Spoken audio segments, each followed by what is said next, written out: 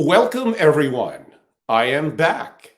For those of you that heard my little primer a couple of days ago, which was really more of a test, now we're going to do a deeper dive into that subject. And I think we might be able to have audience interaction. Now, I'm still new on StreamYard, trying to figure it all out, how it plays into all the live platforms, but I'm really, really excited about it. And I'm sure as I do more of them, and I hope to do at least one every week, not just me solo, but also having amazing guests on. This is really an exciting time. So, welcome everyone. I'm Angelo Robles. Many of you know me as being the founder and CEO of Family Office Association for many, many, many years. I'm still the founder, but I sold my final positions in FOA to a wonderful group. I'm sure they're going to do an amazing job, and I wish nothing but the new ownership and management team at FOA nothing but the best. But I am onward to many new things. And I may weave some of that in, but I don't want to make it an infomercial. I want to make it educational from my knowledge of near 20 years in the community, my travels around the world, meeting with billionaires and families, and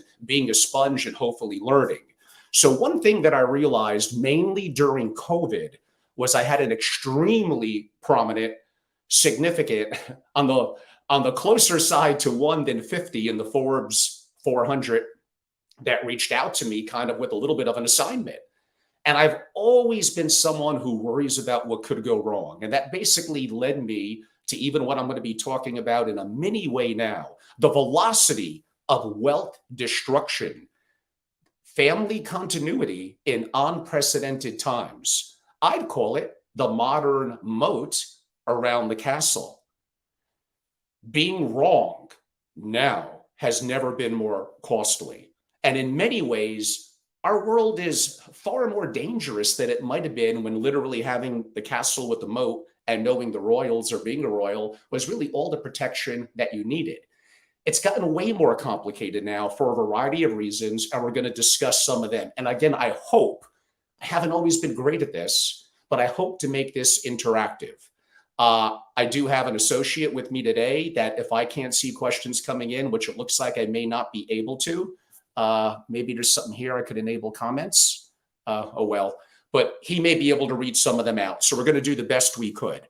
First of all, I think the importance here is understanding history. And I mentioned this a couple of days ago. 1620s, the English Reformation, the French Revolution, the Russian Revolution. What happened during those and others? I just named three. There's more. Good. It looks like some things may be coming in. So I think I could be able to read some questions. So please interact. What happened was the super rich were largely taken out. I could use a little bit of a harsher word, but I'm going to be a little bit cordial here on these platforms, especially Twitch, where they're so careful.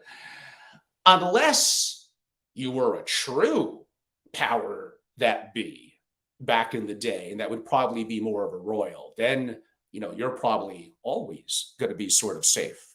Now you're going to say, well, those things can't happen today.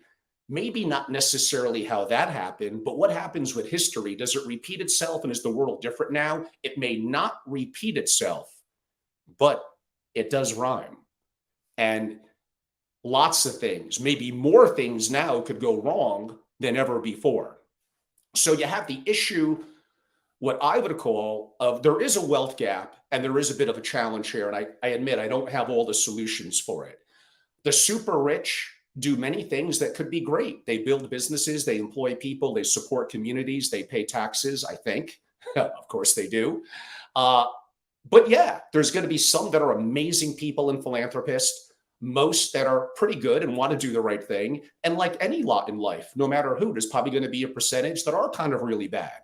But we seem to be having a culture here in this country and in the West where there's almost a backlash against being successful, where in other parts of the world, I would say Asia and other parts, it's like tremendously respected. You built a business, you took the risk. You're, again, supporting employees in the community and communities and all that. But we seem to be in trying times now. What I would say, there's a lot of resentfuls, and they definitely have the masses, meaning there's more have-nots haves than there are haves. Their vote counts every bit the same. So in theory, their political influence, especially as that grows over time and arguably that side appears to be kind of winning out, is going to be stressful in terms of on the system. Entrepreneurship, the spirit of entrepreneurship, kind of what America, the backbone of America, a little bit cultural, I could argue, going back to the Vikings, going back to the Dutch, going back to the English and Scottish,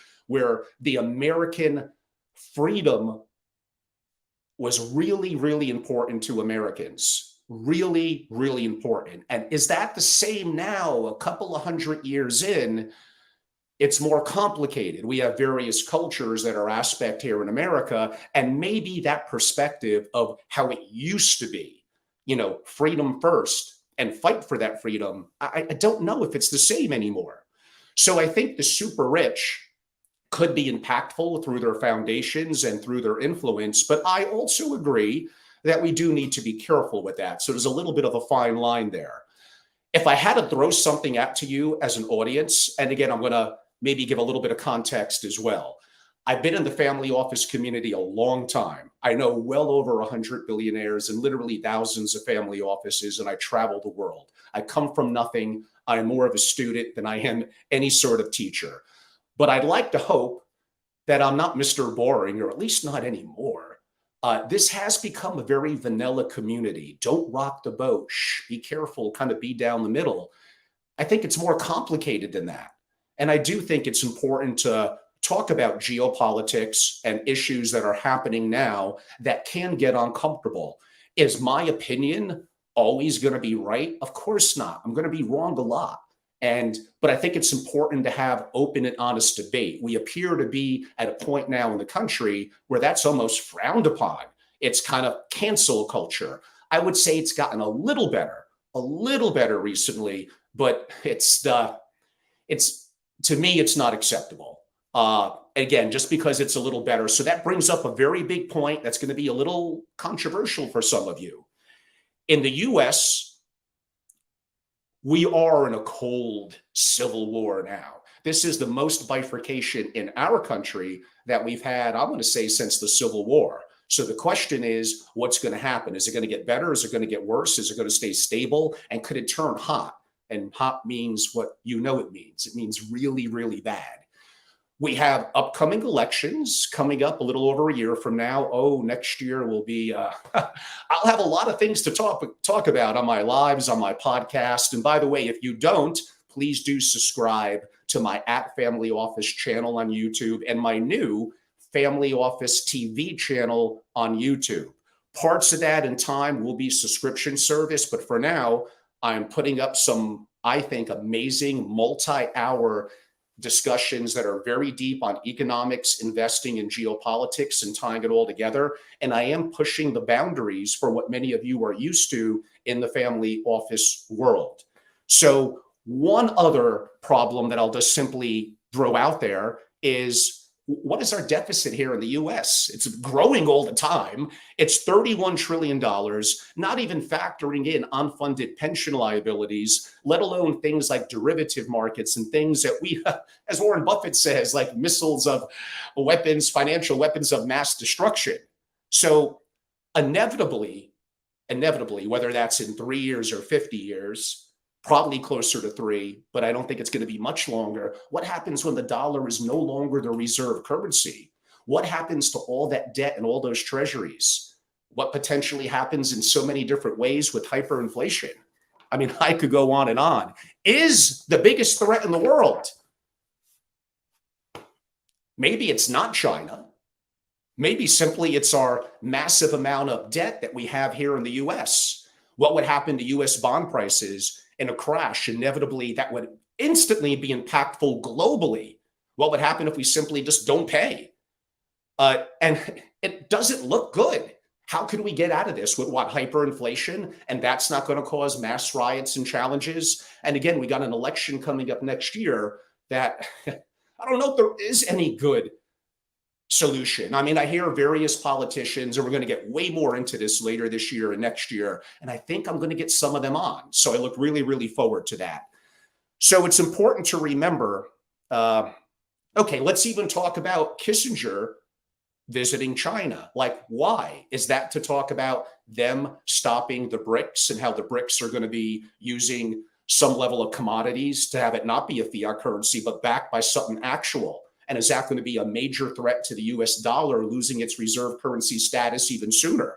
Or did he go there to kind of, and other people have commented on this, from a little bit of a, gauging things out from a war perspective and what that could look like? Let me throw other things out there. Do you agree that we're living in a more lawless society than ever before?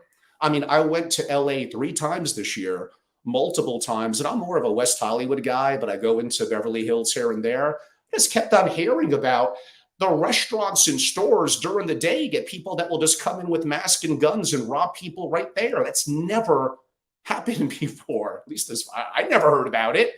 But of course, since COVID and a lot of the challenges that we've had and the bifurcations, that's gotten worse and worse. Oh, what else could I talk about? FTX and Sam Bankman-Fried. Lots of interesting things there. I think of the protests that happened more so here in 2020. What's kind of behind that and what happened in France recently? And I'm not saying there's not injustices. There are. I'm half Latino, so half minority heritage. I get it. But again, I do look at things from that perspective, and it does kind of make me scratch my head. Politics, which I briefly hinted at, but what's going to happen one day, if you just look at the math and the numbers, what happens one day, and my fellow half, but my half Latino heritage is the same as AOC. AOC, I got to give her credit. I think she's smart. I think she's great at marketing, but she scares the hell out of me. So is it possible one day, and others have spoken about this, taxing unrealized capital gains? And that would, I guess that would definitely help to make an impact, I guess, on the deficit. But that would, again, what happens to the super rich during trying times when the resentfuls come, quote unquote, into power? There's kidnap threats from what the billionaires tell me than ever before. Some of them don't even trust their personal security. And maybe I should talk about this kind of stuff on Rumble and not other platforms. Someone who might have worked for a 3-letter agency, their allegiance and their pensions are tied into government and support of the government. So I do think there is reasons to question. It's going up Thursday, I think, my interview with former Green Beret and investment banker, Ian Burlingame. It was like 2.5 hours. It was really intense. I mean, honestly, you have to listen to that. No one else in the family office world is talking about these issues. And I promise I'm going to tie this in even more so to family offices. But I think I needed to build a little bit of a story. So what I did for that family that I referenced earlier is I effectively built a sovereign risk assessment, if you want to give it a clickbaity title, disaster prep for the super rich or for billionaires. It's up to 300 slides now. Now, what really makes it come to life is me and a little bit of my dream team of thought leaders, including the Green Beret and others, former government officials, and really deep thinkers and thought leaders around the world. Don't be so US-centric in your mindset. That has to change with a lot of you as Americans. And I'm Mr. Captain America. Look at my post for Memorial Day. Look at what I talk about from a libertarian perspective. Look at my new residence upcoming and where my businesses are in Wyoming. I am all for that. You should be very pro-American. Now, again, we could save a little bit of that talk for a little bit of a different time. How about cyber attack? How about extortions to family via cyber or the employees that work in their family office? And we have a war going on now, and that's been spoken about in some of my geopolitical discussions. Jacob Shapiro's coming up live next week. So he has a different political perspective than mine, and that's good. We could have an honest discussion, a little bit of a debate. Maybe he'll kick my ass. He probably will. But again, these are the things that used to happen in this country and don't happen anymore because people only want to have guests that basically concur with them. If you have people that you think would be incredible, especially former military and geopolitical thinkers and economists that even have a very different perspective than mine, bring them on, introduce them to me. I'm more than happy to do an interview with them.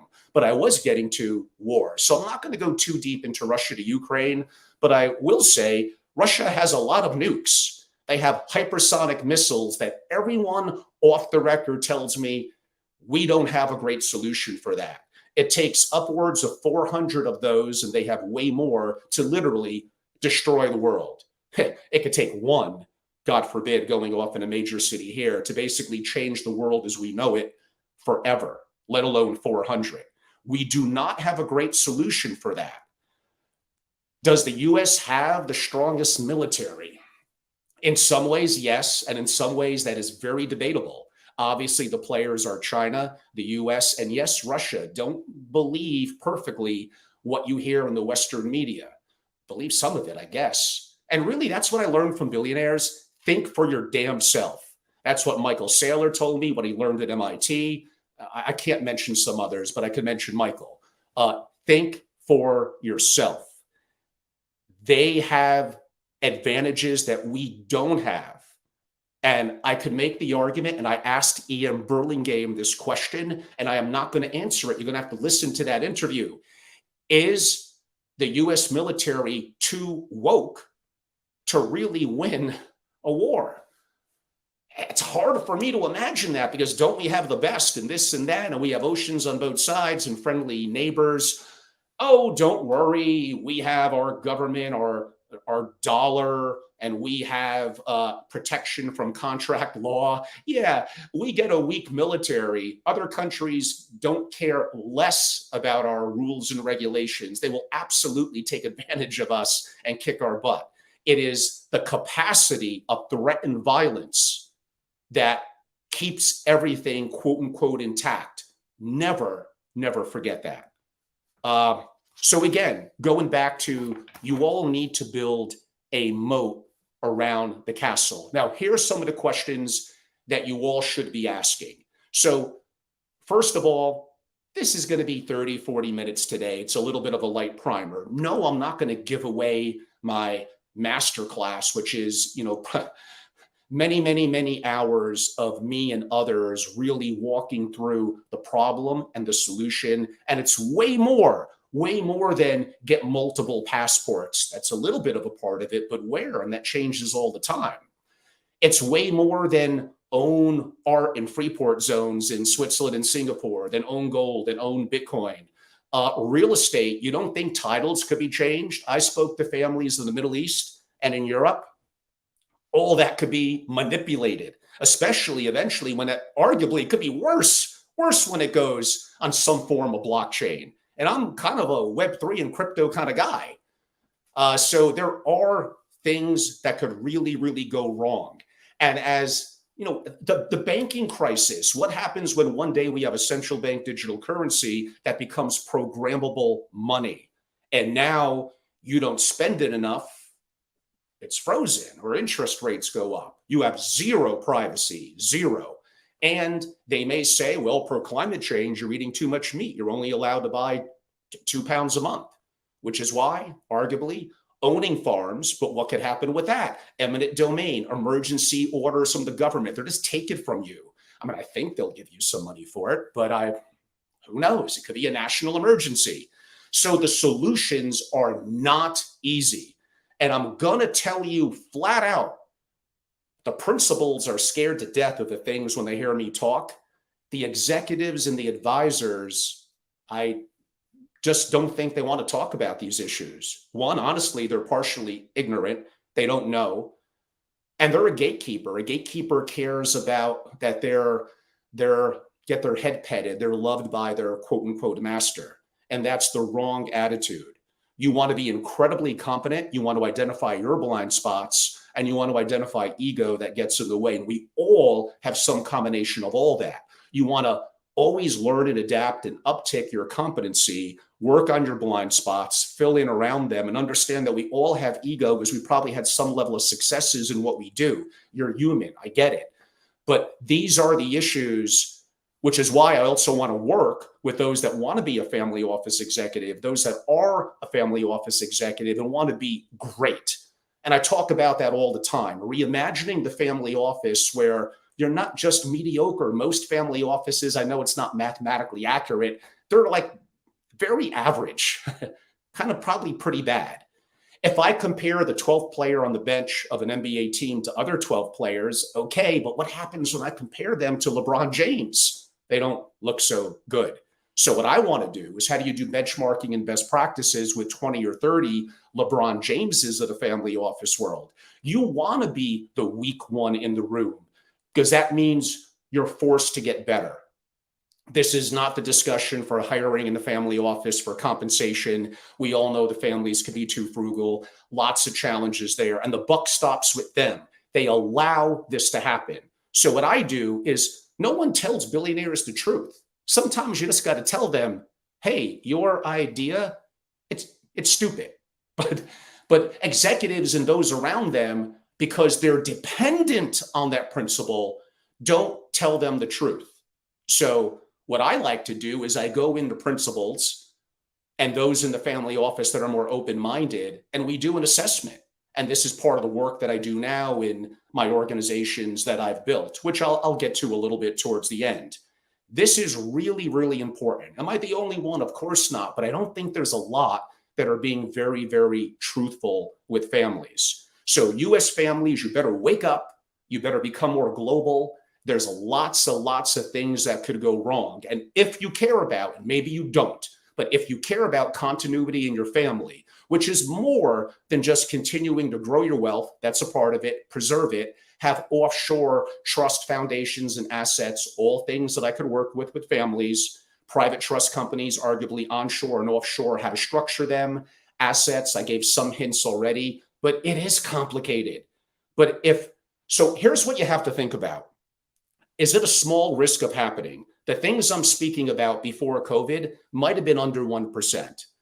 Now there's no question they are well above 1%. I don't know, 5, 10, 20%, maybe more, that some of this could happen. Now, here's the question you have to ask. If they happen and things get bad and assets get frozen or liquidated or lots of things that could go wrong, what's the consequences? The consequences are dire. So how could you diversify and have less risk by understanding some of the issues that are happening? Is it worth putting some time and effort and money? I always talk about, and I dabble a little bit in philosophy and stuff like that. There's really only two things that you kind of have in some ways. You have time and you have energy. And money, to a degree, is how we kind of value that. So again, your time could be limited depending on your age and what else you could be doing that is going to be more viable to your successes, or what you want to do over what you've built over building companies and things like that. But think about it that way. Time and energy is going to be a very, very, very important perspective. So here's some questions that I've been asking the economists and geopolitic thought leaders. I'm not going to go through all of them. It's boring, but I'll mention some. The transition from a unipolar to a multipolar world order is realigning the geopolitical chessboard has largely remained unchanged since Bretton Woods. That was like 80 years ago. That was forever ago. The US, the UK, and the EU inability to prevent global realignment, NATO and related intelligence and military capabilities no longer able to dominate their counterparts around the world. And yeah, you could bet on it that they've done that, three-letter agencies, and God forbid there's a threat to the dollar, which maybe as Americans we should be happy about it. They squash that in any way possible. And that is beginning to get harder and harder. Whew. In a world that has decided the Eurodollar system is over, there's immense capacity to make that a reality that there may not have been just a couple of years ago, particularly as they make up more than 50% of the global economy, meaning, I guess, the non-West, and probably 100% of its growth. And as their currencies are backed by real tangible assets and first order revenues. I do not mean to be an alarmist. I do think you should be positive. I just think you should realize there's chances that things could go wrong. You are probably to some degree undereducated in these areas, and me and others could help you. Some of it is simply free content that I'm doing now. That's up on my @FamilyOffice and Family Office TV YouTube platform, probably soon to more forcefully add Twitch and Rumble. And I could talk about various things that may be a little different, especially in Rumble. That's a completely open and uncensored platform, at least for now. Whew, there's lots going on out there. Educate yourself. If you're working in a family office and want to be a top 1%, want to be special, not just average or good or even very good, and you want to get paid properly for that, I totally agree. I'll go to bat to you with the family. You should be paid lots of money if you're doing a great job because you're among the top, whatever, 100 people at what you do. And you probably have some of the core competencies in your skill set. Think of the other things about being more of a critical thinker, having more polymath and diverse skill sets. And here's where I could really help instantly by working with what I do. Your global network really, like, that will instantly, boom, be enhanced right there. You'll have resources that simply are at your fingertips that you didn't even think you had. And often you're already in a situation where you probably have less resources than you had at your whatever big legal firm, accounting firm, or investment company in the past. That's a challenge of these families. But yes, I agree. You need to get compensated properly. And the families have not treated many of you right from that perspective, and shame on them. Now, I can make the argument some of you do not deserve to be in the family office world. You're resting on your laurels. You're using the family office community as the final stages of your career. And when I talk to other consultants, this constantly comes up. They see it too. I'm just a little more vocal about it. So I'm going to take a look.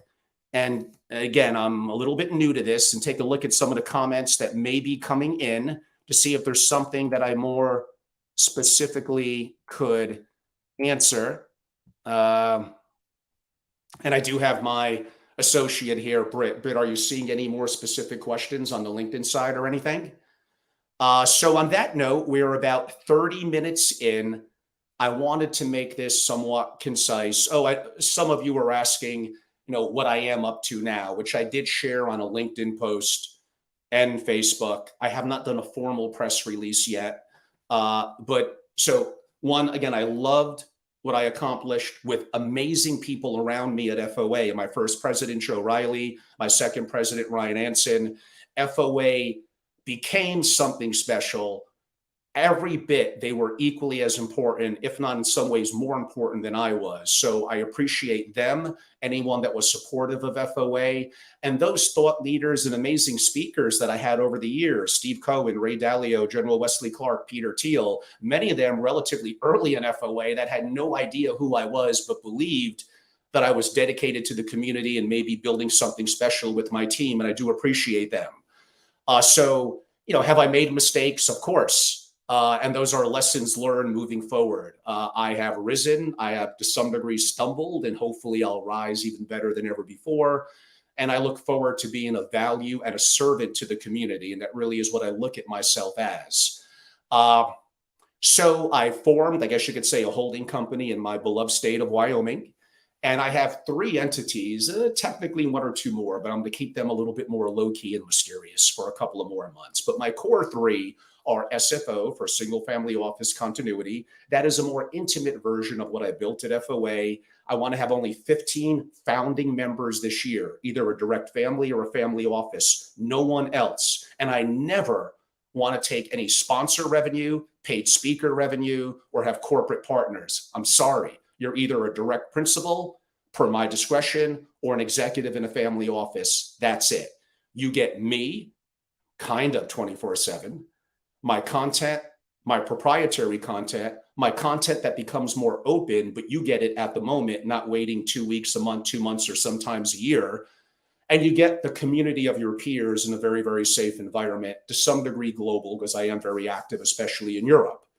I also, as I noted, in conjunction with my @family office on YouTube, which is maybe the largest of the family office platforms with about 11,000 subscribers, with some great interviews on there and probably some that aren't so good. I should probably clean it up a little bit.